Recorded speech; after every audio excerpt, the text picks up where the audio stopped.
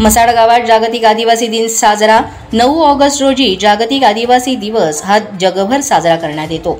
त्याचाच एक भाग म्हणून पालघर जिल्ह्यातील डहाणू तालुक्यातील ग्रामीण भाग म्हसाड गावात आदिवासी जागतिक दिवसानिमित्त म्हसाड गाव पेसा अध्यक्ष सतेंद्र मातेरा आणि ग्रामस्थ प्रताप बेडगा, शांताराम काकरा, रोहिदास मातेरा, विलास मातेरा, अंकुश मातेरा तसंच महिला कविता मातेरा, आशा मातेरा, कल्पना मातेरा आणि इतर महिला पुरुष यांनी सहभाग घेत मोठ्या उत्साहात हा जागतिक आदिवासी दिवस साजरा केला। सुरुवातीला आदिवासी क्रांतीवीर बिरसा मुंडा, राघोजी भांगरे, तंट्या मामा भिल, राणी दुर्गावती, खाजा नाईक, नाग्या कातकरी, वीर एकलव्य, जयपाल मुंडा यांच्या प्रतिमेस हार अर्पण करीत दीप प्रज्वलन करून आदिवासी क्रांतीवीरांची पूजा करण्यात आली। आदिवासी वाद्य तारपावर नृत्यही करण्यात आलं। त्यानंतर आदिवासी क्रांतीवीर यांच्या नावानं जोरदार घोषणा देण्यात आला।